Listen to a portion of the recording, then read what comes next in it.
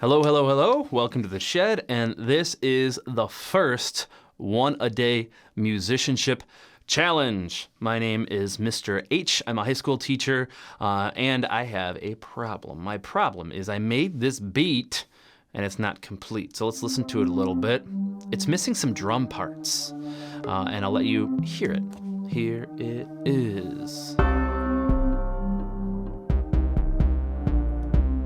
Here it's just like missing something. You might be able to just hear it in your head without me talking about it. Try to complete it in your head.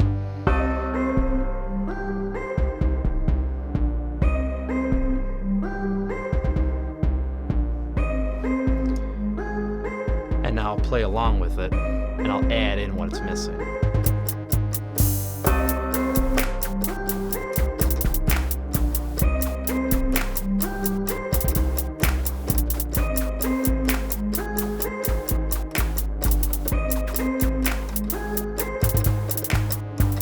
So what was that? What did I do? How did I do it? And what are you going to do to help me out?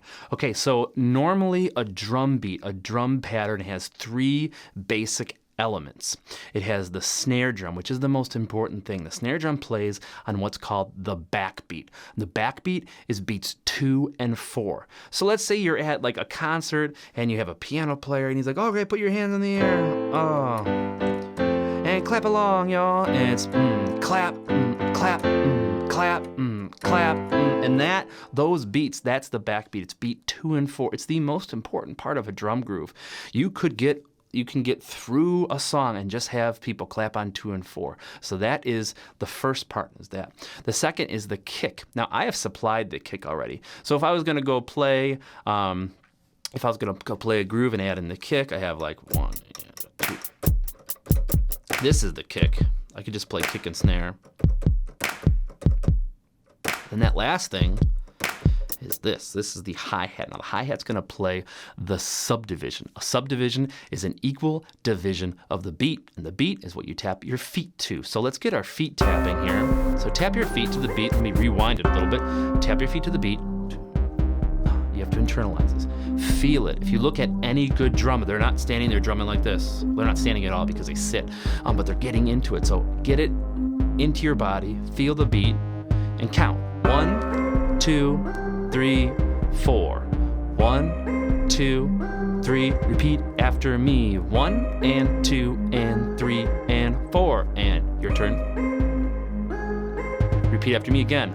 1E and a 2E and a 3E and a 4E and a.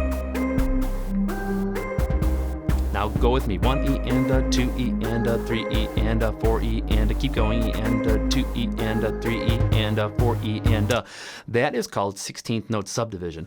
And that's what I want my hi-hat to do in this song. So the hi-hat's going to play the 16th note subdivision, and the snare is going to play on the backbeat. Do you remember what the backbeat is? I do, because I know what it is. It's beat 2 and 4. So we need those two things going. So I'm going to play that along and listen to what it sounds like.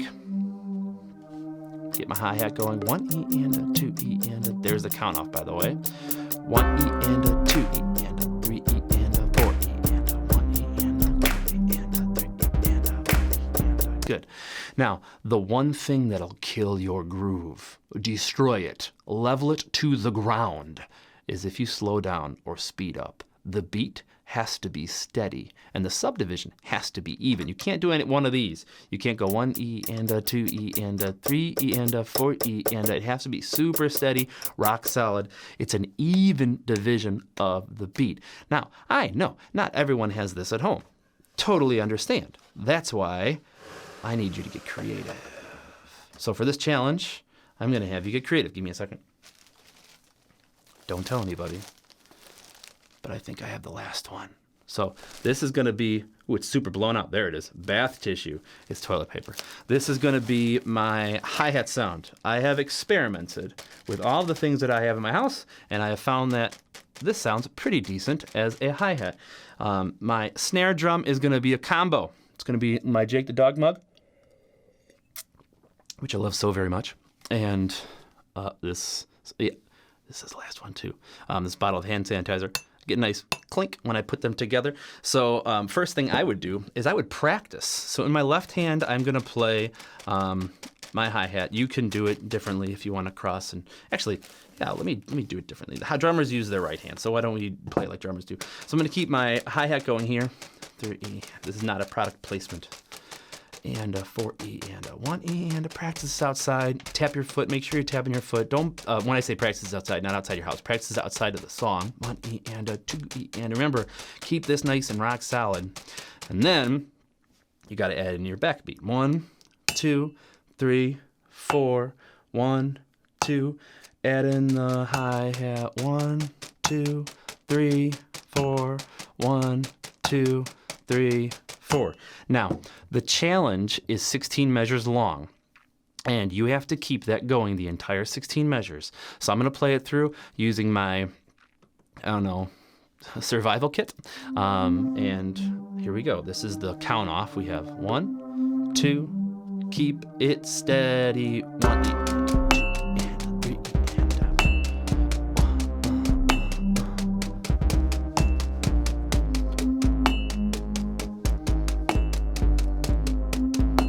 So you have to look around your house and find stuff that you like. Bonus points if you can, if you can talk or rap over it while keeping this going. You're better than me because I already started slowing down. I'm just gonna talk about the things that I have around me. I got a mic and a monitor and a bunch of keyboards. Look at the mess around me. It's a bunch of cables, looks like spaghetti. Please be better than me. I'm so bad at this. I am not good, but I'm working on my time, because you can have good time and then you'll get paid as a musician. You want to get paid. I think so. Yeah, you want to get paid. Guaranteed. All right, and then this is the end, so you just have to do it for this length of time. Oh, it's so epic at the end. Okay, so let's talk about submissions. How are you going to get this to your teacher to grade? You can do a few things. You're going to need 2 devices. You're going to need 1 device to play back the track, and you're going to need 1 device to record. It could be any combination of devices. So you can use an iPad, you can use a Chromebook, you can use a Chromebook, you can use a computer, you can use an iPad, you can use a phone, you can use a phone, you can use a phone. You can figure that part out because there's a lot of combinations.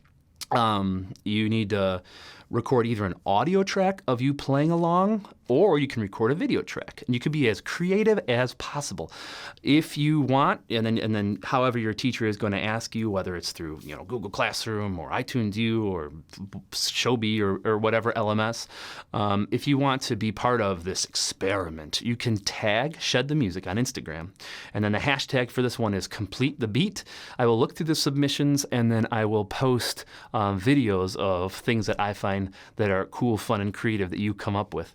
Kind of make it an experiment. Let's learn together. It's the whole world learning together right now online. It's kind of a cool thing, even though it's super scary and weird, but I'm thinking about it as a cool thing. So you can, do your submissions that way. Teachers, I would grade this on a 3-category rubric. First category being steady beat. Is the beat consistent? Is it slowing down? Is it speeding up? So that would be my first one. And normally I do that out of 5. The second category would be the subdivision quality. So is that 16th note subdivision staying consistent? Are there any skip beats in there? Is it slowing down and speeding up while the beat is staying consistent? And then the third one is just accuracy, like is the snare on beat 2 and 4 in every measure? Were there some spots where the student stopped and restarted? And that's how I would grade it. So yeah, good luck, stay healthy, wash your hands, and we'll see you in the shed.